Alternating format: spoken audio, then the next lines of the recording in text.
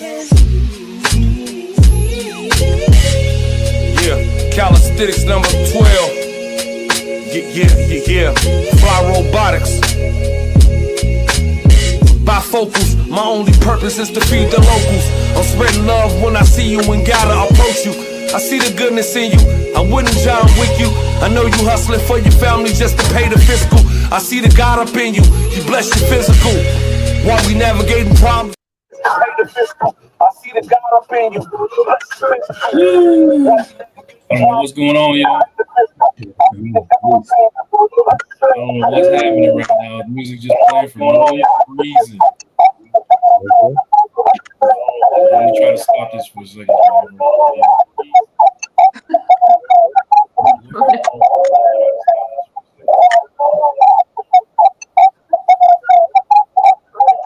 Technical difficulties. Never happened to me before. 1 second, y'all.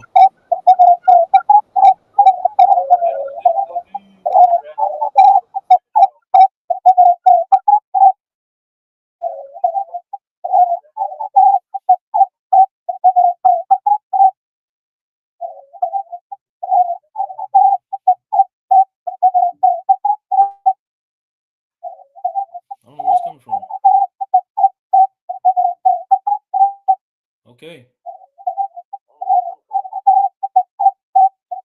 There's a second mic going on somewhere. What is that? Y'all hear that echo? I'm muted, so I don't.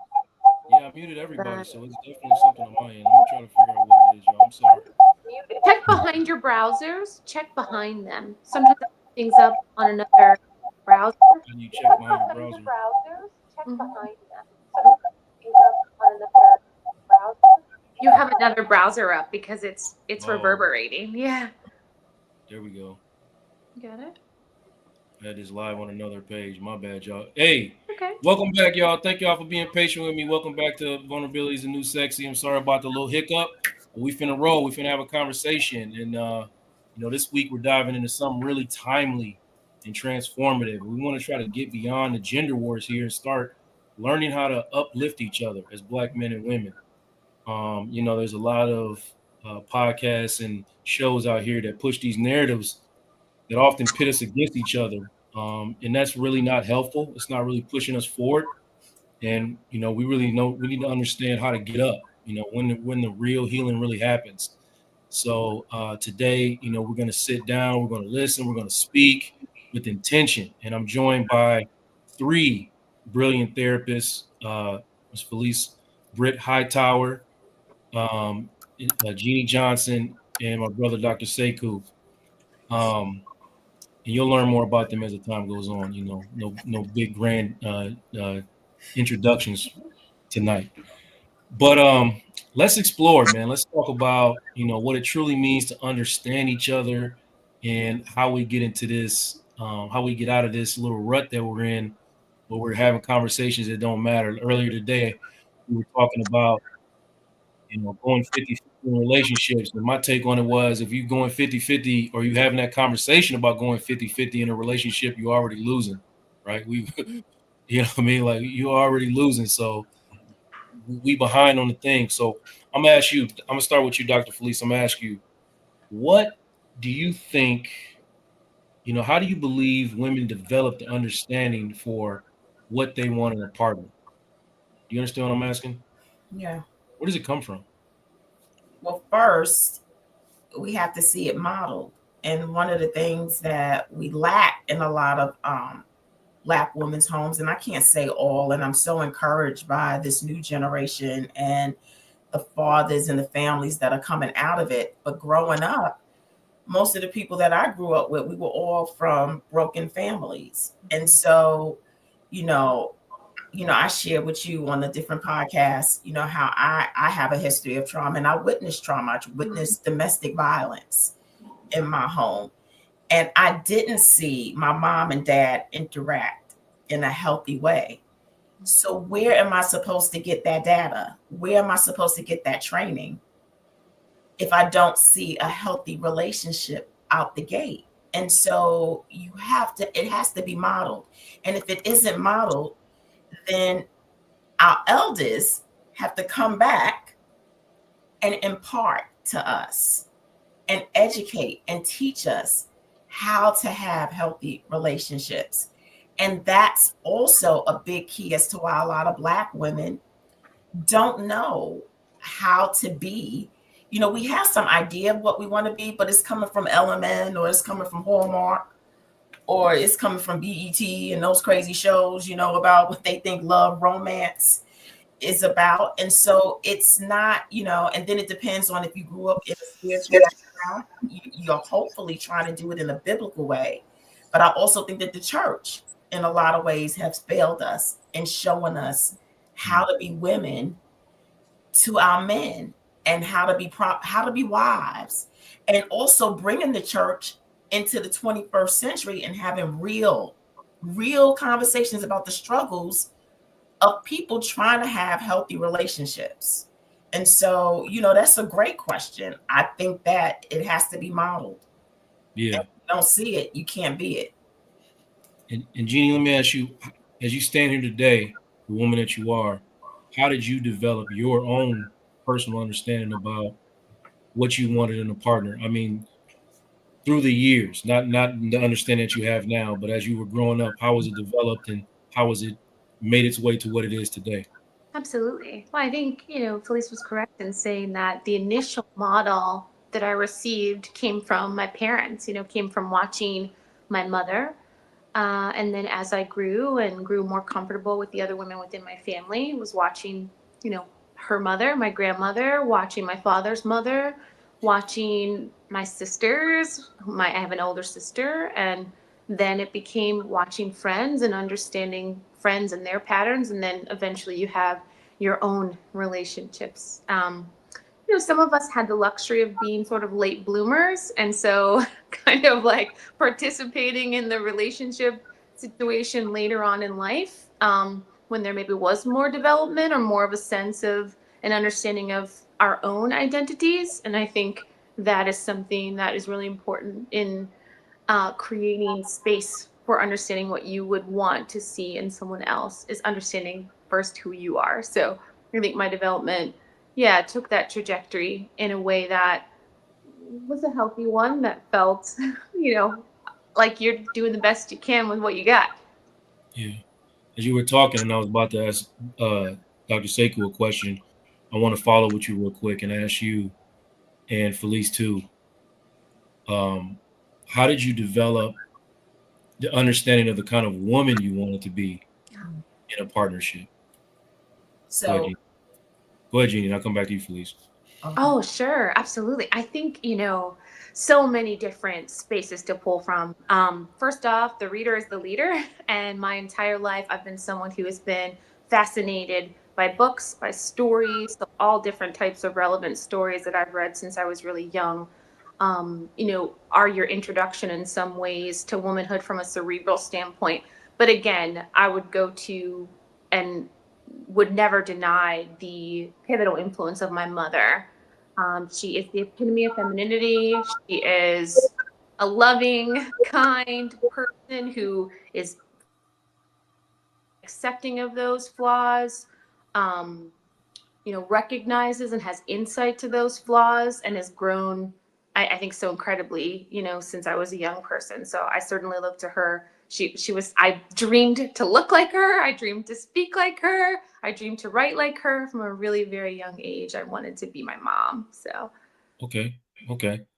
And Felice, answer that one, please. How did you develop your sense of the kind of partner you wanted to be, or the woman you wanted to be inside of a relationship? That's a really good question, especially for me. I do this. I think it came from my grandmother. Yeah. My grandmother was married, but you don't know what you're looking at and what you're seeing if no one's telling you. But their relationship, come years later, they weren't the best either. I didn't see my grandmother interact with my grandfather in a loving way. It was almost like they were roommates. Mm-hmm. But my grandmother was a God-fearing woman, and she loved the Lord. And so she introduced me. She was my introduction to God. And she was also one of the loves of my life. And she she was one of those women, like Sunday was the Sabbath. So she did all her cooking on Saturday and she did all her ironing, and she was the mother of the church. So she would wear her hat. So I'm a hat wearer. So I'm always trying to find the flyest hat to be in a room, because my grandmother wore these beautiful hats that she had made, and she would iron her white gloves. And I wanted to be like her. And I believe, and I always knew that I wanted to make her proud. And so I hope that I'm doing that. And my mom, like, even though my mom wasn't an example of, or showed me an example of how it was to be a wife, my mother showed me how to be resilient.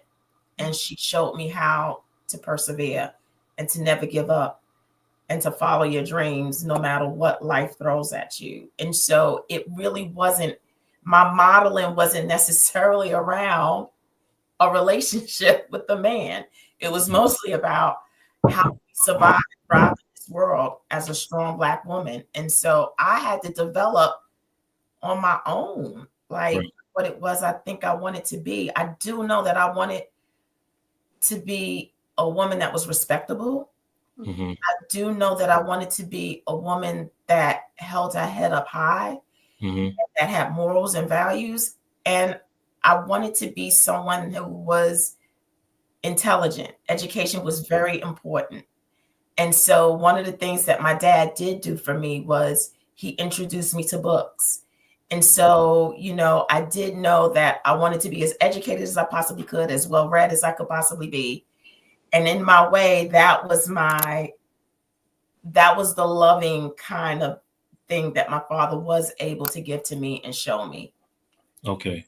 So not to minimize or summarize what y'all are saying, but what I'm hearing is that a large majority of what you feel or developed and kind of the woman you wanted to become was based on the modeling of the woman before you, and walking into the situation like, okay, I want to be this woman, so I will behave as this woman, and whatever happens with that is going to be what happens with it. So Dr. Sekou, I got to ask you, man, so, both of those same questions. How did you develop your understanding about the kind of man you wanted to be in partnership and the kind of woman you wanted to be with in partnership? Yeah. So for me, I would say the examples that I had, it really stems back further than my mother meeting my father and growing up. So growing up, I had my grandmother was in my life and my mother was in my life. My mother and father got divorced when I was about 6 years old.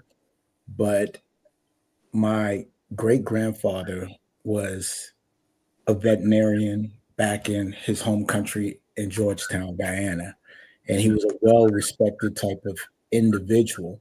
And just knowing certain things that I knew about him and how he was around town, I was like, man, that dude is sharp. That's the type of individual that I want to be. So someone that is recognized for doing well in his community, and just being just an all-around good-spirited person. So seeing the example of my great grandfather and just hearing stories, and then also just having uncles around me too, because since my father wasn't around when my father and mother got divorced, those are the men that I patterned myself after, because they were respectable, they were married men, they had principle, they stood for something.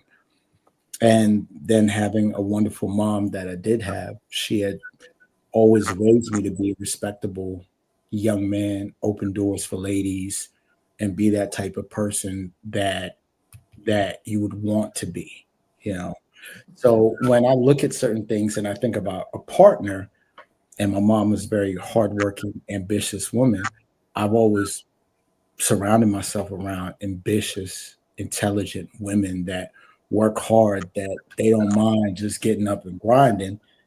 And I'm like, I can't just be the dude on the couch and my woman's working hard, because that's not going to make me feel like a man. So I had these certain images for me where I was like, dang, okay, I got to be something. I have to. I can't just be average. I got to put in some work. So that's what shaped my frame of mind. Absolutely, man. Very important. And I just want to say quickly, you know, like my situation is I didn't have any male role models. You know, all I had was bad examples for the most part, at least in partnership. You know, I mean, there's some men that showed up and did other things that, you know, influenced me that were positive, but in partnership, I rarely had any good examples. So what shaped me was my mother coming home. She worked at the Ford plant and she worked 12-hour days and she was tired. She was the breadwinner and she was exhausted and she was often frustrated and angry. So I looked at that situation like I never want to do that to a woman. Also, she was, you know, abused a lot of my life. And then, you know, right in front of my face, physically abused. And then she died when I was 15 years old.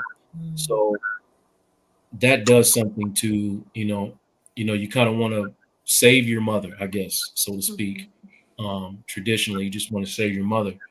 And I'm saying all of this to say, and I had all y'all go through that because I want to make the point that everybody's lived experience shapes who they are, right? So when you're coming into relationships and you're not understanding why you're not connecting with your partner, it's very important sometimes to understand in a very intense and deep way their lived experience, what shapes them, what makes them who they are, and what develops their beliefs about partnership, and their beliefs about themselves. Because understanding that can reduce conflict inside of a relationship. Just that understanding. Just that understanding. And Felice, I'm gonna come back to you because I want to know not only from a female perspective, but from a therapist perspective, a female therapist, all the things. Why do we often listen to respond instead of to understand? Well, I know growing up in Brooklyn, if you didn't have any volume, you weren't getting heard. So it's like you had to get in the ring, you know what I mean? Like, or your voice wasn't going to be heard. And so I grew up in an atmosphere where everybody had volume and everybody was trying to get heard. And I don't think anybody cared if they needed to be understood. They just wanted to get heard and get their point across. And I think that's what it is. People believe that if they don't be the first to be able to say what they're going to say, that they're not going to be heard or they're not going to get it out. And I think that is a real issue, that we don't listen for understanding. And it would really solve a lot of problems if we slow down long enough to even want to care. You got to care to want to understand. And it takes patience. Yeah. We don't live in a patient society. Everything is microwavable and it's like that. And so it takes patience for you to sit there and drill down for understanding. And people just don't have that kind of time. Yeah. And they don't have that kind of stamina to even want to be in the ring that long. But that's what it takes in order to be able to really hear your partner. And that is the number one thing that I stress with my clients, is that you have got to listen without anything on your mind. Like, you cannot be listening to know what you're going to say next, because you're really not caring. And that's what's relayed. That's the energy that gets transpired, is that you really don't care. Mm-hmm. And so, the reality is you don't, because if you cared enough, you would wait. And sometimes, I teach people techniques on that, what will help them to be able to just kind of be patient and to wait and be able to listen and not jump in to the ring. And it's a taught behavior too. Right. We're going to talk about some of them techniques later. Mm-hmm. But Jeanni, why you counsel, couples, you counsel women, what is it if you're seeing someone who is, afraid to listen or not able or not patient enough to wait? What do you think? What is your little therapist spidey sense is telling you about what that person or that woman has experienced that's making her unable to hear in these moments? I think there's so many contributing factors to there being difficulty in taking the time to, one, give your partner the space to air whatever it is that they're looking to share, encouraging vulnerability for them, and then taking that in the moment. And they could be anything from, my partner's telling hard truths that I don't know, I don't have a container for, I don't have the space to hold them in those containers. And that could be a container that is they're verbalizing conflict, or they're verbalizing their own fears. And when they verbalize their fears, it makes me fearful. And when they verbalize their grievances, it makes me feel defensive. When they verbalize that there's something missing in the relationship, it makes me feel inadequate. And there's so many reasons that people's minds check out and their hearts check out whenever their partners may be speaking and they're unable to listen, but what they are able to do is verbalize their own grievances. What they are able to, in their effort to contribute, right, to the relationship, is they can offer their grievances. They can offer their own vulnerabilities at times. They can offer their own, thoughts and perspectives on what's going on in the relationship. But sometimes they're just not able to hold what their partner is giving. And I mean, if we talk about the other contributing factors to that, they could be, they have experienced trauma. So if a conversation is packaged in a certain way, like it's packaged in high volume, it's packaged in aggression, it's packaged in passive aggressive language that isn't direct and straight to the point, they're kind of like dismissing it, or they're running away from it, or they're just completely shutting down. Just depends on what the history looks like. So, there are many answers to that question. It's a very loaded question. Yeah, it's very, I mean, I'm throwing these out there. We deal with a lot, right? In our practices, we deal with a lot. A lot of different reasons come at us. And like Felice said earlier, like if you really cared and so on and so forth. And I want to say, like, I'm speaking from the perspective of two people who are in a relationship or in partnership and actually want to be in partnership. You know what I mean? Because sometimes you got one partner that don't, I mean, probably all have seen it. You got one partner that don't really want to be there. You know what I mean? So I'm not even talking to that type of couple. I'm talking about two people. And you know what? And going to the other scenario, the person somebody doesn't want to be there. Let's talk about, I mean, we can talk about it at some point, like how you should leave. You should do what feels good for you. I mean, if you're not with the person that you desire, and you really feel like, and you have to be honest with yourself, if you really feel like you are not the source of the problem, you know what I mean, which is kind of rare sometimes. Usually you can find some accountability on both sides of the street. You know what I mean? So I'm almost nervous of what I'm saying. Somebody probably said, "It ain't me." Yeah, you right. I should leave. You know what I mean? But slow down, okay? I'll get back to that later. Okay. I want to show. Oh, no, I was just saying. Okay, yeah, you make sure we'll check. We'll just put a check mark by it. So yeah, check mark by that, man. Because, like I said, man, I really want us to have a conversation about couples who are, just can't. You sitting in conflict with your partner. Y'all not listening or hearing each other, and y'all leading with y'all wounds, and leading with your fear and your hurt, and you're not listening and understanding. And then you start talking about, the black woman ain't doing this, and the black man ain't doing that, and the white man doing it all. Message.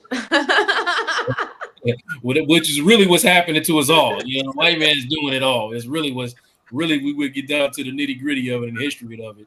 That's really what it all is. It's the design plan to tear us apart, because if we was ever to stand together, we would be invincible. All right, I want to show a video, and I want to talk to Sekou on the other side of the video. So let me show this video. Matt Barnes for a second. Now, recently on his All the Smoke podcast, he was discussing just the things that he's dealt with that have led to him not being the best partner to Ananta Sims. If you recall, she posted 8 women in January alone, Matt, and then she called out some of the women that she says he cheated on her with. It's only like a 2-girl a month average. A week. It's not a week, you mean? Because she said for January alone. It was just for January. Yeah, just for January. Oh. Well, here's what Matt Barnes had to say. Growing up biracial, black dad, Italian mom, drugs, abuse, alcohol, violence, losing my mom at 27, so it'll be 18 years this November, and I haven't cried. Like, I'm starting to feel it now, you know, and I feel like I'm almost pouring from an empty cup. And, you know, through my actions, I literally just lost my family. I wasn't there emotionally. I wasn't empathetic. So my question is, like, how do you cry if you don't? I don't want to say I don't know how to cry, because I've cried before, but I haven't cried in probably 30 years. And I wanted to play this because I thought I had the wife's reaction, but she basically said, you know, keep my name out your mouth. You know what I mean? We're trying to survive over here, and you know, your actions, you know, put us in this mess. And I guess I wanted to kind of understand from you ladies after I talked to Sekou, like where how much responsibility do you have to empathize with stuff like that if you're in it? You know what I mean? And for Dr. Sekou, I want to know, like, how many brothers do you come across that are so disconnected from their emotions that, you know, they just start sabotaging their own lives this way? To be honest, I do come across a handful, but I would say, based on my practice, the men that come to me, it's a mixed bag. Either they're with their girlfriend or their spouse, their wife, and they're like, hey, you need to talk to somebody. So those are the gentlemen that are unaware. And then you have men that are like, hey, I've been thinking about therapy. I know I have stuff going on, and I just want to talk about it. And so that's the mixture of individuals that I do receive. And the ones that are aware tend to be more willing to just do the work. They really engulf themselves in learning to be a better person, a better partner, and a better man for their spouse. And the other individuals that I'm working with, that their wife or their girlfriend tells them, hey, you need to go talk to someone, they struggle with having this blind spot of not really realizing sometimes the role that they have played that contributes to the dysfunction in their relationship.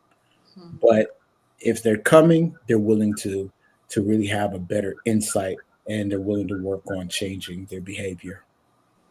Yeah. And you know, I know that, I don't know if this is your experience, but my experience is usually men come into therapy because they're triggered by some type of loss or some seriously bad behavior that or something detrimental that happened into their lives. We're like, okay. Mhm. And most of them, I say about 90% of them are pushed into therapy by their women. That's Mhm. what I experience. I mean, you might experience something different, but that's what I've seen so far. Mhm. Does that happen to you, or you feel like your numbers different than that, or what? For for me, it's a little different because it's the men that are about to lose it all, that are married. Hey, I got to talk to someone. So they're in that state of, oh, I need to save my marriage. Mm-hmm. So when I'm working with them, they're pulling out all the stops. So they're doing everything that they need to do or trying to. But I think by that time, a lot of times their wife is emotionally and mentally checked out. So Yeah. you're playing a game that you're already down by 40, 50 points, and we're in the fourth quarter, right? And like I said, the other individuals that are coming, they truly want to work and figure out what's going on with me, because either someone told them something, or they just feel like therapy is big now. So I want to work on being a better man, a better person, because I have blind spots, as we all do. So that's what I tend to notice that's happening in my practice. Right. So, ladies, obviously, by no means should you tolerate any nonsense in your life. Let's talk about this specific example. They have children together. They have, you know, he still has a responsibility to father her children and things like that. So how far does the empathy go? I mean, does she, you know, can she get past her hurt to kind of want him to heal so that he can be the best possible father for his children, or is it just throw everything out the window? Like, because I'm asking this question because a lot of times it's just like, you know what I mean? Like, it's a nobody's really wrong all the way situation. Yes, he has responsibility and accountability for his actions, but if you listen to men, sometimes it's like the way that they come up almost put them in a position to be like really struggling and don't really know how to operate inside of partnership, right? And that's not to make excuses. This is what happens. And we all know the history of in this country about how black men have, the plan was to emasculate them as much as possible. And down the line, this is what we have. So I talk slow, I guess, because I'm like, man, I hate to sound like I'm making excuses for brothers, you know what I mean? But it's the truth. Like it really happens. So, and black women are usually what I'm hearing. They're saying, "Hey, we don't want to put on silk gloves to, massage y'all so y'all can, do us wrong and all these other things. And how long we got to wait for y'all to heal for us to, you know what I'm saying? So I guess speak from your perspective, listening to everything that I'm saying. Jeanni, you first. Oh man. Okay. Felice to go? Was Felice to go? No, it's okay. Felice, can you take it first? That's Okay, really loaded. Yeah. I caught a lot of things that you said. One of the things that I heard you say was, do you throw everything out the window? And first of all, I want to, it takes two to tango. First, as women, we have to really, really get good with our identity. Like Jeanni said, first, you got to know who you are and who you're becoming.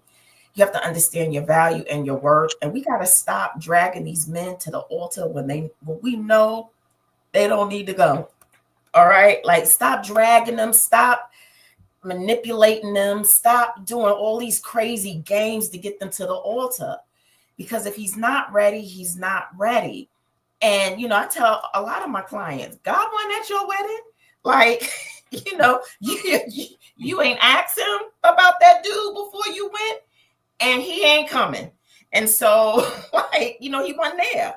And it's because we're dragging and we're making these men, and he wasn't the one. Because it looked like I did see their reality show for a little bit when I stayed up late one night, and she did the back and forth with him, and I'm not trying to get spiritual or nothing, but adultery is the one out that God does give you. Because once that trust is broken, you may never, ever get it back. And so it's not that we don't want to be empathetic. It's just that you cannot rebuild trust. And one of the things that I hear in my sessions is the man is like, well, how long is she going to have me in jail? Well, sir, who knows? You broke the trust. You know what I mean? It could be forever. She may never, ever trust you again. And I don't know why you would want to stay if you know deep in your heart you don't trust them. So for the trust alone, it doesn't even have to do with empathy. For the trust alone, if she doesn't have that trust, how can you really be a partner to that man if you don't trust him? And you are going to make both of your lives miserable because he can't come and go without you having to know where he was, how he got there, why he got there, all that. That's misery. And then I heard you say, do we wait for them to heal? Well, again, how can I put it? You want to be as healed as you possibly can get. I'm not saying you have to be 100 to be in a relationship. And I'm not saying that you got to dot every I and cross every T before you get to say I do. But you do want to have some sense of who you are, what your value is, and what you are worth. And if that person is not healed and whole and not ready to truly be in a mature relationship that takes trust, respect, right? Responsibility, accountability, all those things. If they're not ready for that, then you don't need to go say, I do. Like, put them in a compartment and just date them. And then, for however long, but don't say I do, because marriage to me is something sacred. And, people work so much harder at dating than they do marriage. And I don't know what that's about, but they'll pull out all the stops in the dating relationship, say I do, and you get divorced in 2 seconds in a flat. And so I just was like, it's in reverse. But I think we need to do as much healing as we can on the front end before we engage in these unhealthy. And one thing that I want our women to know is that we do have intuition. And if you don't have a sense of peace, and we know And when you know and you don't have peace, then you don't move forward. You say deuces. And you go your separate ways, and then you can avoid all of this. Yeah, for sure. Sophia, I see your question, but I want to be sure of what you're asking. So, be clear so we can get it answered. And whoever else is out there, listen, we got 4 therapists on the panel and brilliant at what they do. If you have questions, I don't really get it. I don't get loaded like this every night. So y'all better throw them out there, get some of y'all questions answered and how y'all moving. And I want to say what you said about trust. I always explain it to brothers like this. I say, that woman was sleeping in her house peacefully and comfortably. And then, we had a home invasion. They tore everything up, peed on the bed, burnt the house down, and now she's outside. And you put the fire out.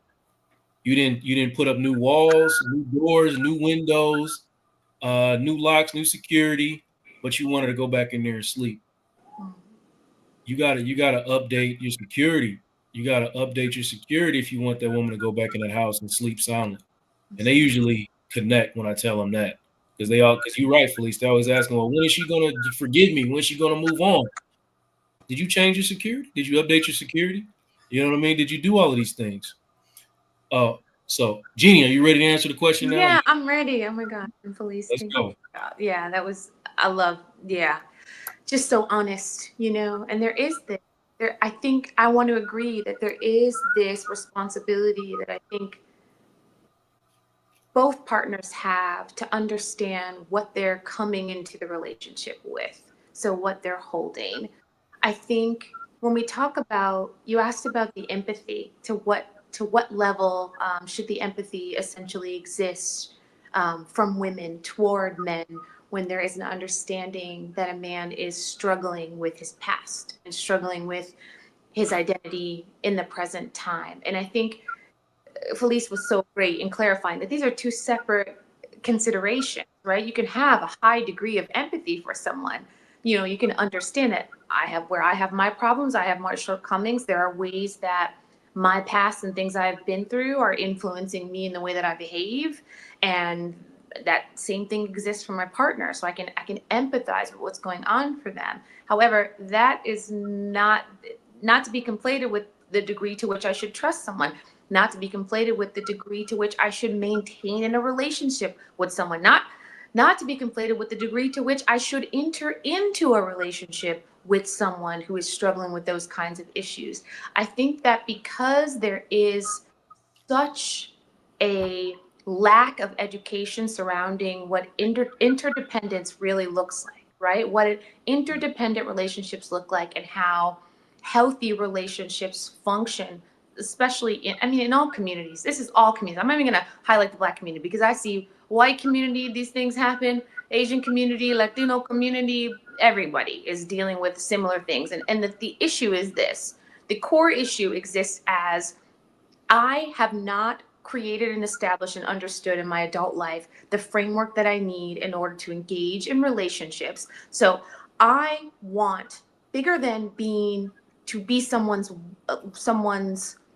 to have a husband or to have a wife or to have a boyfriend or to have a girlfriend. Bigger than that, I want to be someone's girlfriend. I want to be someone's wife. I want to be someone's mother, right? Those things exist as a framework for my values, as a framework for who I am and what I am. And I think, I can't speak to Matt Barnes in his situation. He's opened us up to his life in some ways, but when I'm hearing him speak to all of the trauma that he's experienced, all of these hardships and all of this pain that he is shouldering, that he has no clue how to navigate, how to release, how to navigate, how to tap into, how to identify, none of it. He understands to some degree the triggers, but he has no conception of his own self-awareness. He has no conception of the keys that he needs to start to unlock some of these layers that he needs to sift through to be well. And for him to sit inside of that, it's not a nice word, but inside of that ignorance, because that's what it is. It's a palpable ignorance that is creating behaviors that are harming himself and everyone else around him in a society that is very clear about the steps that are necessary to take in order to be well, in order to have access to those types of systems and people and community that could help him to tap in. My empathy is quite, in those moments, my empathy is quite high. However, is my tolerance to those behaviors, is my tolerance to his presence and his actions high? No, it's very low, because I can recognize that in his behaviors, in what's happening for him, he has no interest in tapping into what is available to him to progress. And I think if you're talking about what it looks like to get in a relationship with someone and how I can know whether this is what's right for me or not, when you watch them, what they tell you, what they talk about as far as their wish and ownership in the role of partner, in the role of husband, does it align? So if I want to be your husband, am I engaging in behaviors that are demonstrative of my readiness to do so? And if I am not, please do not take this man as your wedded husband. As Felice said, it simply is counterintuitive to what's best for you. And Sophia, that somewhat answered your question, and I'm gonna add to it too, and Seiko, you can if you want. But how long are you supposed to wait for them to heal? What I'm hearing is not a second. You know what I mean? Not a second. It's when you're ready and when you're comfortable with what's going on. You shouldn't wait for them to heal, to constantly keep abandoning your boundaries. You know what I'm saying? Like, I want to speak just a little bit more to that, Joe, as well. I mean, I think there's a big difference. I mean, I think there's this idea of like, what is healed, right? As like an end process. Like, I was unwell, then I healed. And this is not like a cut or a bruise, or a broken limb, right? Healing is a continuous journey. So to me, when we're talking about how long do I wait, I think it's important for us to follow, and Felice said this as well, that instinctive nature, that internal compass that says to you about a relationship, this is someone that I'm willing to sacrifice my time for, that I'm willing to, in my present state, sacrifice my comfort for in order to be in company with them as they continuously heal. Yeah. When do you go? How long do you wait? You stay. Are they showing you behaviors that are demonstrative of an attempt at healing? Yeah. If they are not, if they keep telling you, oh, last week I cheated on you. It was just so horrible, because I was thinking about my dead mom and I just really couldn't get over that. And I was, so hurt and harmed by that. And I went and I just, had to feel less pain by that. And so, I met someone who could entertain me in that way where maybe you weren't. And then the next week it's the same. And then the next week this was, what did they say? 8 times in a month or something? Wasn't it 8 in January or something? In January, yeah. Right. Yeah. I mean, not that the number matters, but I'm just saying like, it's matters. Pretty demonstrative that he has no interest in, right? That he has no interest in changing his trajectory or in healing at all whatsoever. Like he has no investment, whether he feels an internal position to want to do something is not demonstrative of working towards wellness, right? I can want to be an NBA player, but I am a woman first and foremost, and I am 5'6". It's not gonna happen for me. I can want that for sure, but there's nothing that I can give that is demonstrative of me working towards that trajectory within my life. So, I think that's that's an answer. Very important what you said. And when I say heal, I basically mean stop the bullshit. Love it. When do you get to a point? When does he get to a point when he stops the bullshit? And how long are you supposed to wait for that?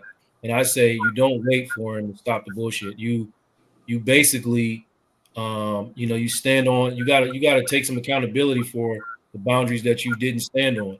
You know what I mean? Like this happened to me. I feel this way, and I don't like the way that I feel. But I'm going to continue to sit in this position and not do anything, or have any consequence for your action. So listen. And if you are in a relationship that you don't want to get out of because you really truly believe in this person and you are in session or going, first of all, get some counseling. Second of all, once you're in counseling, then you got to say, look, there's consequences for your behavior. And if you don't change your behavior, I'm out of here. And that's what it is. We're here because I believe in you. I want to give you an opportunity, and this is what we're going to do. So if you are engaged in this relationship and he doesn't even start making moves towards healing or making moves towards, repairing the situation, just saying I'm gonna stop and that's it, then at that point it's on you still being it. So Can I say one thing though, too? I mean, Sophia was asking too, how long should you wait? And I tell people to thine own self be true. Yes. If you really know that you will not be able to trust this individual and have a sound, healthy relationship with them, get out on the front end. Don't waste a whole lot of time. Get out the way. Get out his way. You get out the way too. And start all over again, because that trust is huge. And you secretly know you're just going through the motions and you're just settling for having somebody in your life, but it's really not good. Yeah. And if it's not good, why be there? And don't settle for having a warm body. Settle for your best life. And sometimes your best life is you checking out. And being true to yourself. Yeah. It's following Yeah. that in. Sekou, you want to say something? Yeah, I just want to jump in real quick. And I think a lot of people neglect looking at patterns. It takes 3 times to create a pattern. Someone does something once, maybe that's just I'm having a bad day. Something happens twice, whatever. Third time creates a pattern. And if you stop and you watch someone's behavior, you're engaged with them, you're living with them, you're dating them, pay attention to patterns because they're obvious and they're quite evident. Then also when it comes to making these tough decisions, because of course, when we become emotionally connected to somebody, it's a lot harder to get up and say, oh, I'm just going to cut this person off, I'm going to leave. Yep. But the important part is getting back to learning to trust yourself. And when it comes to making a tough or difficult decision, I usually tell my clients to rely on 3 different things. What does your head tell you? What does your heart and what does your gut tell you? Your gut is that primal instinct. I had a gut feeling that something was going to happen. I shouldn't have went there. That's when you start to learn to trust yourself. And then your heart is going to always tell you what you feel. I feel maybe this could work or maybe this and that, whatever it is, you have the feelings. The logical side of you will tell you, if you put it down on paper, head, heart, and gut, I don't think this person is really right for me because he did this or she did that. And this person has done this more than 3 times. And if you put it down on paper, you look at it, that's usually all you really need. You don't need to rely on these outside sources or my friend said this or whatever. You need to start trusting yourself, and then you need to be able to take some sort of action. Yeah. Absolutely. No, yep. Following that instinct. I never tell people a time frame or what I've those types of questions to me. They speak to this idea that you can get it wrong and you can't get it wrong. Personally, everyone has their journey and everyone, I believe, has purpose. And I think relationships are a big revelation to some of those things. And many times when you are inside of an instinct to maintain with a person who's harming you, I always tell people, if you think about someone wronging you and you see it as if they're on the outside burning you, every time they're doing something, every time there's an infraction against the relationship, every time there's an infraction against your person, even if they're not hitting you, they're not harming you in those ways, just see it as I'm being marked on my face with a hot iron and it's showing up on my face. If you saw yourself after these many of the infractions that were created by this person, you truly looked at yourself and saw the damage that it was causing to you, would you be able to walk away? Like instinctually, would that propel you to do so? And if it does, if from the instinct you're ready to go, then you have everything you need. And whether you don't have money or you don't have a safe place or you don't have a safe space, all those things can be built if you follow the instinct. Listen, y'all are giving some super introspective, y'all dropping gems right now. Okay. We're dropping gems right now. What we are talking about is so needed and needs to be heard. And because y'all are giving these super intelligent but super long answers, I sure hope y'all will commit to a part 2 of this thing, because we haven't even scratched the surface of the stuff that we need to talk about. That's true. Go back. Go back. Yeah, we got to keep, because I don't want to cut anybody off, because what you're saying matters. Like, it really needs to be heard. You know what I mean? I think there's people lack understanding in this way, and they're just going through their relationships expecting the storybook situation or what they read to be true, and not realizing there's so many intricate perspectives. Like Jeannie said, you can't give a time frame. But here's what I do know: bottom line, baseline. If you don't feel good, you have to listen to your emotions. Yes. You have, like Sekou said, head, heart, gut. Like, you got to listen to what you feel, and you let your respond to your emotions. No emotion is meant to be pushed away, right? You feel a way, we got to address it. That's what healthy, but not in a way that's you don't need to be criticizing people, or what I'm saying, or showing contempt, trying to address it with sarcasm. Mm-hmm. Stuff like that is not going to heal your relationship. Yeah. I guess the kitchen gonna clean itself. No, Aggressive. hey, no. Yeah. You want me to clean the kitchen? You can just say that. Right. Is it frustrated? Are you frustrated that the kitchen ain't clean? Because if you are, I understand a feeling. You put frustrated, sad, or you put that behind that, then okay. And can I tell you that how I feel, and the things that I'm struggling with, that I can't open up myself up to you? We got to talk. Yeah. As you clean the kitchen, you can do it. As I clean the kitchen, we can come sit in here. I'll clean this kitchen. I got to tell you some stuff. Okay. So, like I said, we need a part 2, but I guess I want to get to some stuff. I want to talk about, kind of the core of what we're talking about. Well, let me ask Dr. Let me get y'all to answer Dr. Vibe's question real quickly. How can Black men and women be better friends? Because I believe that friendship should come before relationship. So, in answering that question, I'm gonna let y'all kind of quickly round robin that situation. Start with you, Felice, and then Sekou, and then Jeannie. Well, first know that we're not in competition with one another. I need Black men and Black women to stop coming to the space competing, one-upping each other, having to read the resume. I got this, I did that. Just be, breathe, and be. And enjoy, like, come to really enjoy and get to know that person with no agenda. Women, they're good looking, they're fine, and oh my gosh, finally you're meeting a brother with a good dialogue and conversation. Do not see yourself down the aisle. Just be, enjoy their company, enjoy the dialogue, and be. And relax, and I think that's the first stage. Like, and not wanting, don't intertwine lust. Men don't see us in the bedroom, or just be like, let's just be, and that way we can start off with a clean slate. Just getting to really enjoy another human being. Not in competition with each other. Learn to just be. Okay. Sekou, what do you say, brother? Number one, I think you should set your intentions. If you want to really get to know someone, really work on being their friend. Because a lot of times, of course, there's a lot of attractive men, women, there's all these things that happen. But oftentimes where things go wrong is because folks are too busy trying to get in the bed instead of trying to get into the head.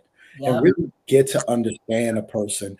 And I think it's really imperative to know more about that person. How did they grow up? What are some of their things? Where do we really align on things? What are some of their future goals? Really having deep conversations and figuring out what's really truly important to you as a person, as a man or a woman. That's just it. And then also when it comes to friendship, do things besides just going out to eat. Just start trying to do new things. Have different experiences, like volunteering. Just go out on a date and say, hey, let's go volunteer. because that's going to show you something about a person. Are they thinking about other people? Is that important to them? So just finding ways to be more creative and just being very intentional about, I want to get to know you. I really want to be your friend. And if things are cool, who knows where this relationship can go. Stop. And I guess Felice kind of said this too. Stop leading with your private parts, y'all. Okay. Stop leading with your private parts. Chill out. You know what I mean? And get a brother. Listen to some stuff. If you hold that thing from him, he'll listen. You know what I mean? I just tell you the truth. You hold that thing, you listen to whatever you got to say, and then eventually you'll really be interested. Mm-hmm. Go ahead, Jeannie. Yeah, I mean, I think it's important. I think, as Dr. Sekou said, it's important to set your intentions from the beginning. And honestly, it's to set boundaries from the beginning. If we are to engage, and this is a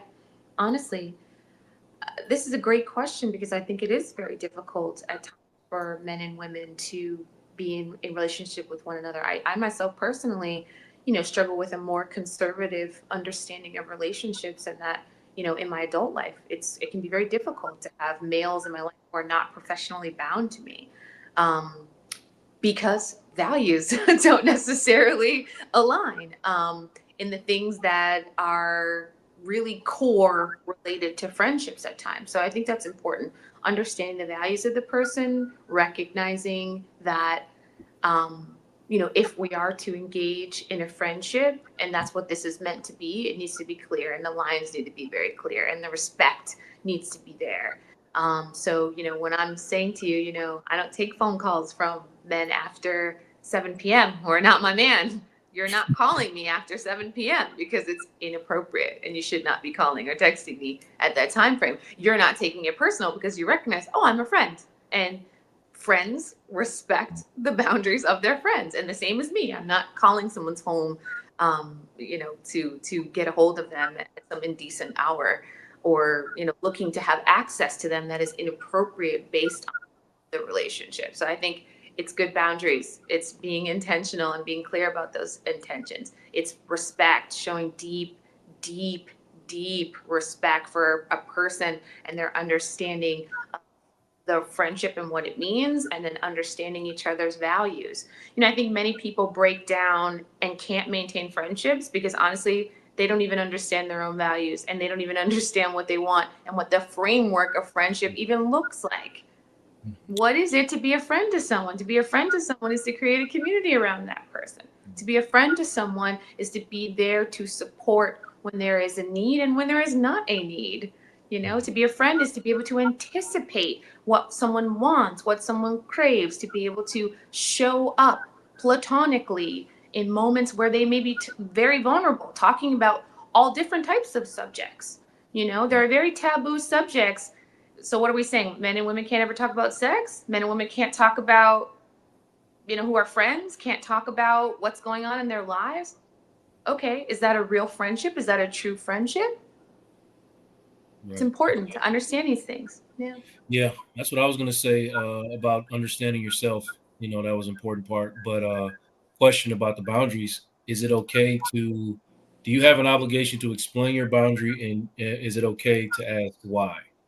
If somebody's boundary, I think it's always okay to be inquisitive about someone's boundaries, but inquisitive to the point of looking to understand, not to the point of looking to dismantle the boundary. Many people have a vested interest, and that inquisitive nature is not for the sake of, I want to understand, know about you, show care for you, and enable you to be protective. The inquisitive nature of the questioning is for the sake of trying to dismantle the boundary and trying to see if I can push a little bit further and a little bit harder and see what I can get. So all you hard of hearing people out there, you gotta have good intentions. Mm-hmm. And for the other side of it, you got to get past your defensiveness if somebody asks you why you are the way you are, because somebody with good intentions really just wants to know. And what I did learn from the three of you guys just answering those questions is none of you understand the concept of short answers. I think I did pretty good. Yeah. Yeah. Like I said, man, it's very necessary. Y'all we're gonna need a part 3 at this rate. The way y'all but it's okay. I'm in love with everything that y'all are saying. It's very important. I actually usually when people give long answers, I'm doing other things to try to get ready, but I'm actually engaged with what y'all talking about because it's important. And I agree with all of it. You know what I mean? Like I agree with the way that you guys are processing relationships because it's important. So yeah, I want to ask y'all a couple more questions and we'll get out of here. And then we'll come back for a part 2 in like maybe 2 weeks or 3 weeks or so. Cool. If y'all are down with that. So what I guess what tools or like what practice do you think helps people like grow the most in relationships? I have an idea. If I know I wouldn't ask questions I couldn't answer, or at least try to answer, but let's do that. Let's start with Sekou. Sekou, what tools to help people that can help people grow in relationships? I think it's good to definitely set aside time to really talk, get to know each other, play games. There's these different relationship games where they ask different questions and be curious about understanding that person and your partner. So I think that's important. Communication is always important. I'm really big on understanding communication styles. A lot of people don't even know their communication style, whether it's assertive, passive, aggressive. I just want to know, why are you like that? Because I care. I want to know you, being very intentional.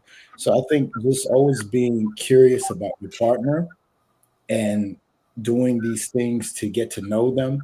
Different situations reveal a lot about people and various experiences. So that's pretty much my answer for that one. All right, good. Thank you. All right. Appreciate you, man. Landed that plane nicely. All right. Felice, you like to circle the skies, but let's go. So know why you want something, right? We all say and think we want something, and then we get in and we're like, so know and answer that question for yourself. Why do you think that at this time you want this? And then boundaries are huge. I think people just don't really know what boundaries are. They believe it's a curse. So it's not. They're blessings in disguise, and they really do help set the stage for healthy relationships. And then communication is huge. Really learning how to communicate and using emotional words, right? Words instead of just facts, but let the person know how that thing is helping you to feel. And then practicing vulnerability. I think that is key in helping people to have really good relationships. I have to break that down a little bit. You know what I mean? Now, one time I needed expounded on. You told me. I know I told you, man, but you said some stuff right there, man. And you did. Communication, that speaks for communication, and boundaries will change everything for you. Okay? It will change everything for you. What did you say before vulnerability? I said practicing vulnerability. What did you say before that, though? Communication. Okay. You said communication, vulnerability, boundaries, and know why you want this. Yeah. Vulnerability, man, we look at that as some type of weakness. But if you have again, going back to the security, if you have a vulnerability in your security system and I know where it is, then I can strengthen that vulnerability by you revealing it to me. Do you understand what I'm saying? So by you revealing your vulnerabilities, you strengthen yourself, right? You strengthen yourself. And I don't want to spend a whole lot, but I do want to spend a whole lot of time on it, but we got Can limited I say one time. thing, Joe? Yes. Vulnerability also disarms people. Yes. So when you come pure and no agenda and free to just be, not worried about how you're perceived, if you smell good, if your eyelashes are, staying intact, just be you and be able to share because vulnerability also means presence. Yes. That you're really present with that person and getting to experience what they're like and being able to sit in that and lean into it and be able to share what that experience is like for you with that individual. What do? You disarm them. And you also give that person, that potential partner, the freedom to know that you've created a safe space for them to do the same. And so vulnerability really is a secret power. It doesn't take much to put up a wall. Anybody can do that. But it really takes strength and inner security, right? And confidence to just let it all hang out and be. Yes, and not be ashamed of it. No. I hope y'all are listening. I hope y'all are gathering your questions for the part 2 and 3 and 4 of this series, because we talking tonight. You know, I don't want them to be faster because they keep saying things that are important, but I'm doing it for the sake of time. But man, this stuff is so critical, y'all. But we really have to take this in and strengthen our relationships. We are in a state of emergency, especially in the Black community. We are turning on each other for no reason. I cannot operate in my full capacity as a Black man without the Black woman, and vice versa. The Black woman cannot operate in her full capacity without the Black man, whether you're in relationship or not. Yes. Whether you're in relationship or not, we cannot do this without each other. So attacking each other is making us weaker. It's making us weaker. So empathy needs to be on the rise. Understanding, perspectives, vulnerability need to be on the rise. Jeannie. Yes. Tools. My goodness. Sure. You all put these things so eloquently. I think, as far as tools are concerned, I'll start where we began, which is active listening. Active listening, I think, is such a great tool for connecting in relationships. And reflective listening, just so we tell our listeners, is about your partner says something and you let them know, reflect back in your own words that you have heard them. And they can determine, has they heard me or haven't they heard me? So they can be corrective in that moment. And it's a safe space to be corrective. I think another really important thing with clients that I teach is just a heart to heart. And it's speaking on that vulnerability that Felice was talking about, and Dr. Seiko as well. This idea of like, I'm going to come to you and I'm going to tell you what is true for me, what I'm actually experiencing, how I'm actually engaging. And I'm not going to tell it in passive aggressive language and passive aggressive speech. It's going to be direct. It's going to be what's going on. And then I'm going to let you palate it. I think the pause is a huge tool in relationships. So many couples struggle with enduring the silence and enduring a conversation taking a little bit of beat. Sometimes you need the beat, people. Sometimes you have to tolerate discomfort, and it's important because it allows for you to get your emotions in check, to identify them first off, get them in check, and then come to the floor with something that is solution-based, that is going to attack the problem instead of attacking your partner. The other thing is, I really believe that giving grace is a huge tool. It's really underrated. I'm going to make mistakes. I'm going to say the wrong things. Sometimes I'm going to get a little bit, snappy with my tongue. I'm going to be grumpy when I just wake up. This is going to happen with your partner. If you cannot offer grace, which is just providing love and care, just for unexplained reasons, not when someone is in their perfect space and they're showing up the way you want, just because you love them and just because their humanity should demand and deserves grace. Very important. 100%. And just to be clarify for y'all, she said pause, P-A-U-S-E, not pause.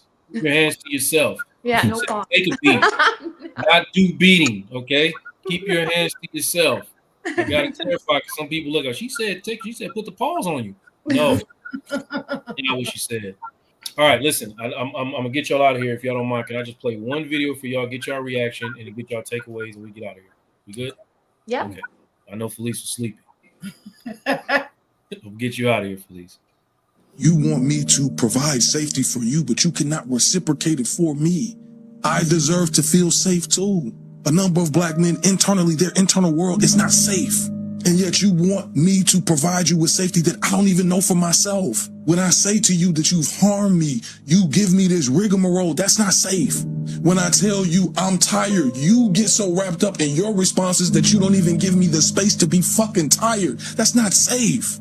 I say to you that I don't feel connected to you. I say to you that you are not meeting my emotional needs. I say to you that I do not feel the way that you talk to me is uplifting, and you continue to do it. That's not safe. But yet you want me to continue to go out in this world and come back and do all of this stuff. You don't want me. You want your idea of me. And if I don't fit that idea, you begin rejecting me. That's not safe. Thank you. I just want to get y'all a quick reaction to that, and then we'll get up out of here and get your takeaways for tonight. But Felice, what's your reaction to that? I don't know. I need more context. Like, Okay. I don't know.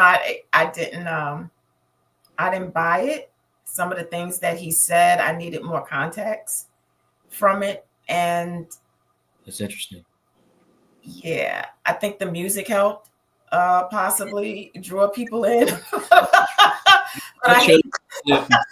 It spoke to me. I try to be real. I really do. Like, I don't know. I didn't. I get it. No, we can talk more about it, but I chose that clip because it spoke to me directly. It spoke to a lot of the things that I hear from brothers about how they can't really expose themselves in relationships because they don't feel safe. I hear that a lot from black men. What he just said is very common. Say cool. Can I just say one thing real quick though? Because if you gotta, it sounds like he's experienced some trauma, right? And so whoever's sitting across from him, I don't know what environment was created for him to say those things. And so I also want to be cognizant that there's another person on the side of that possibly has some real reasonable things as to why things may have transpired. So, I need some grace. Yes, I want you to know like this. If I'm telling you that a majority of black men feel the way that man feels, just take that for what it is. I can confirm that a majority of black men feel that way. And I want you to think about it before we come back to you. What do you say to that? Okay. Yes, say cool. Okay. Number one, I heard pain. I heard a lot of pain in that man's voice and him wanting to be heard in a real way, not just a surface way of going back and forth, but really wanting to be heard, understood, and some level of accountability where that partner would recognize and say, hey, I'm sorry. That's first thing that came to mind. Jeanni, what do you think? Oh, yeah, that really hit me very hard. I think the first thing that came to mind for me was a man who was demonstrating vulnerability and saying, I am trying to use my words and I'm trying to be clear that there are moments that exist between the two of us, whoever that the two of us is, where I say to you, I can't hold all of this. I simply can't hold all of this. The external world that I'm in and the internal world that I'm experiencing, both of them at this point in time are too much for me to hold. And I'm looking to you to just give me some level of understanding that you can hear that you can feel me in that. And I'm not getting that from you. And I don't feel emotionally safe or secure because instead of you saying, I hear you and I can feel you and I understand what's happening for you, and I'm sorry that's happening for you, you are dismissing me. You are, you are saying, pick it up, suck it up, and I've got my pain, and my pain is bigger than yours. And that is what we're talking about here when we talk about why men and women have a hard time sometimes getting along. It's this idea of like, sometimes there's a hierarchy of emotional pain. Emotional pain, and the threshold for emotional pain is very high for women in some ways, very high. And it's understood to be high, right? And it's understood and accepted to be high, where to some degree, I think that the threshold for men is lower, because there is so much other things externally that they are dealing with, to the extent that they in some ways shove all that stuff down, and they haven't been used to or accustomed to dealing it and letting it float to the surface. So they need to increase their threshold. But to do that, right, we have to take on more. We have to identify more. We have to understand more. And it's difficult to do that when you're looking at your partner and you're saying, I'm full, like I'm at capacity. And they're like, well, I'm so much more at capacity than you are. Like, suck it up. Yeah. I look at that and I say these men are they're crying in the dark, They're like going in the closet and they're crying. I know so many brothers. When I heard that, I probably had 3 brothers that week. I had a brother that, just a real street dude come to me and say, man, I'm weary. I was, wow, because of everything that I'm carrying, I ain't got nowhere to go.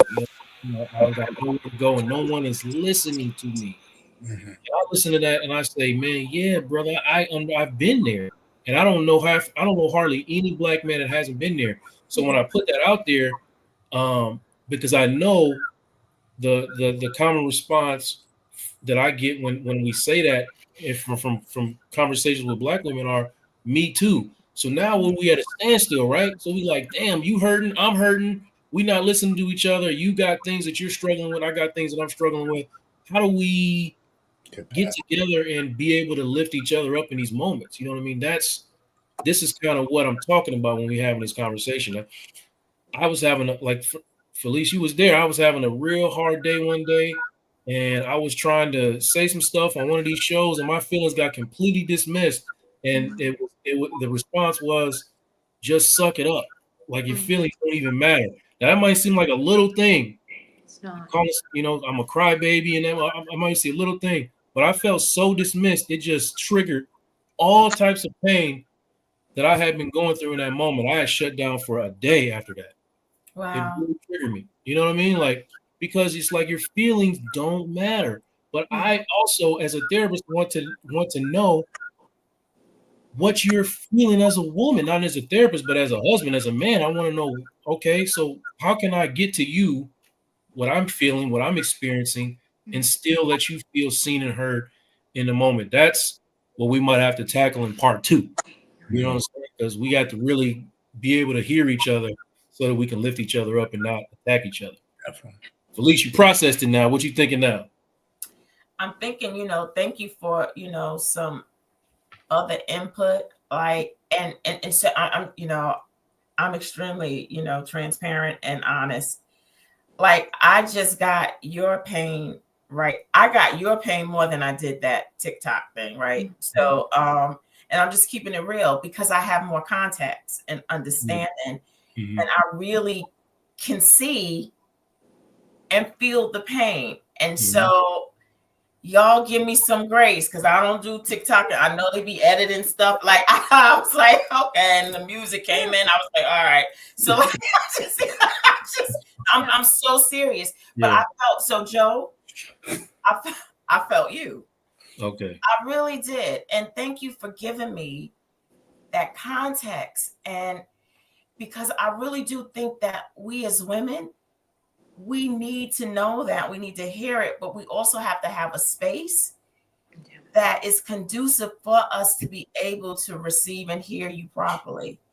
And so a lot of times the space and the atmosphere and whatever outside things and forces really prevent us from being able to do that. And so thank you for that, really. You're welcome, sis. Very welcome. It's very important to have these conversations. So listen, I appreciate y'all. We're gonna get y'all takeaways from tonight, and I want you to promote your practices, and we'll get out of here. I really appreciate y'all. So Jeanni, go ahead and give us your takeaways and promote your stuff, please. Oh, sure. Well, I think takeaways from the night are just, let us be mindful about our listening practices, about showing vulnerability with one another, taking the time out to connect is important. And where relationships are deteriorating and you're confused about whether you should stick around or not necessarily stick around, listen to that instinct that you've been hearing for some time. There's a reason that the question is even popping into your head and heart, isn't there? So, do you want me to tell you about my practice too, or Yeah. Okay. All right. Well, I'm Jeanni Johnson, and I'm the CEO and founder for Love and Psych. It's a private practice. You can work with me. Follow the link in my bio on Instagram. It's at For Love and Psych, or hit up my website www.forloveandpsych.com. Thank you, sis. Felice, takeaways and promote yourself, please. So my takeaway is that, you know, this bridge that we've got to build, it's going to take a lot of work, but I'm so encouraged that we're tackling it and we're doing it together, and that the grace is being provided, even with us on the stage. You know, we're still humans too, and with histories, and the fact that we're here and that we're tackling this together is so encouraging. And I hope y'all know that, and y'all come back and let us do this together again. I am Felice, the Be Big Coach. You can find me on social media, Facebook, Instagram. I also have a private practice, Resiliency Therapeutic Services. And so I would love to connect with anybody who wants help getting to the other side and the progress of healing. The process to healing. Thank you, my good sis. Dr. Sekou, my brother. All right. Number one, of course, always thank you for allowing me to step out and be on the show. And some of my takeaways, the number one thing that sticks out in the forefront of my mind is that we all want to date, we all want to have somebody, but we need to take time to be intentional, to spend time with ourselves, to know ourselves. So oftentimes we see people jumping from one relationship to the next relationship to the next relationship. We don't give ourselves enough time to heal, enough time to process, and enough time to really know, what do I want in this season of my life? So that's the biggest takeaway. A lot of things: patience, grace, understanding, and be curious and understand that we all come from different walks of life. And somehow we're going to intersect. Let's make sure we land somewhere in the middle and we can share the same reality at some point in time. My practice name is at the bottom, Stage Therapy Group. I work with pretty much couples, individuals, the whole nine. Instagram, Dr. Sekou Fraser. Also on TikTok, Dr. Sekou Fraser. Thank you. Thank you, my brother. Joe, can we hear our states? Sorry, I just want to make sure people know that I'm in New York and Minnesota. Yeah, for I'm in sure. Charlotte, North Carolina. All right. DC and Texas. I didn't know you was in DC, bro. Okay. Yes, sir. All right. I got a lot of East Coast. If you're on the East Coast, you're taken care of over there. Yeah, y'all got the East Coast locked up. I'm working on it. I'm just in Dallas, but I'm working on Minnesota. But it should be a done deal by the end of the month. But listen, I just want to tell people, man, there's a way to communicate with each other that involves a deeper connection and eliminates a lot of the negativity and the frustration that goes into the conversations that you're having. We are throwing away some really good relationships just because we don't know how to talk to each other, things that actually could have worked. Some people are meant to be together, and like Felice said, you should know that from the gate and deal with that. But let's not throw away the good relationships. Let's not avoid the good relationships just because we don't know how to speak to one another. That can be actually learned. You can actually learn, and a lot of it, it has to do with you get into a space where you are understanding yourself in a lot of ways, and you are open to the fact of learning who you actually are, and your own perspective. Sometimes in couples therapy, you go in there thinking that you're gonna correct your partner, and you're giving perspective about stuff, and you're talking, and you learn something about yourself through your own words that you didn't even know, right? Amazing. I don't know why that sets me off. I don't know why that triggers me. I don't know why I get mad when you do that thing. Well, it turns out, my father did that and it triggered me, or my mother did this and it triggered. So yeah, now you understand that. So now you and your partner both know not to walk on those landmines unless I'm intentionally trying to hurt you. I know where they are now. So if I step on them, I'm trying to hurt you. And that's another story and a different problem. So listen, I want y'all to join me and Felice on the 28th. What is it? The 23rd and the 30th of this month. we're going to be having sacred conversations. You see the URL right there. Go there, look at what we're doing. You get our little bios and understand about what we're doing. But what we're talking about is we're having conversations that help you in the way that I'm speaking about right now. Help you improve your communication, help you grow your connection, reduce your negativity, and mutual understand. You can come if you are in a couple. You can come if you're single, but the price is going to be the same. Okay. Okay. And it's not expensive. It's $97. Y'all come join us. It's it's for both days. So both, I think Thursdays we're doing it, Felice. The 23rd is I thought it was Wednesday. Wednesday. It could be Wednesday. Go give me the line. 23rd. Those days are right. I don't know what days of the week they are, but those days are right. I want y'all to really tap in, man. We are going to be doing and talking about some things in there and showing you how to communicate with each other and giving you a gang of tools that you can that I use in my practice, that Felice uses in her practice, that couples walk out of the room communicating with each other better. Okay. So I want y'all to tune into that. And that's all I got for y'all tonight. Listen, I appreciate especially all the people that came from the show this morning. I see a lot of people in the comments that was here this morning, and you heeded my request to come join me tonight. I really appreciate that. Next Tuesday, we're gonna be talking about I think maybe some suicide in the Black male community. But yeah, at least y'all saw it live. All these people committed to coming back. So we're gonna do this. I'm gonna try to get them to do it once a month. I'm gonna try to talk them into doing it once a month. We gotta do it once a month because this space, I think we did some real good work here tonight. And I really want to keep it up because it's really not about we promote ourselves at the end, but I know all these people who genuinely just want to help people. And that's what we're here to do. So it's free game, y'all. They pay us a lot of money to give out the stuff we give out tonight. It's not cheap. All right, it's not cheap, and y'all got it for free. So we're gonna work that out. I'm gonna get with each one of them and work them individually and then tell them how we're gonna get back and do this once a month.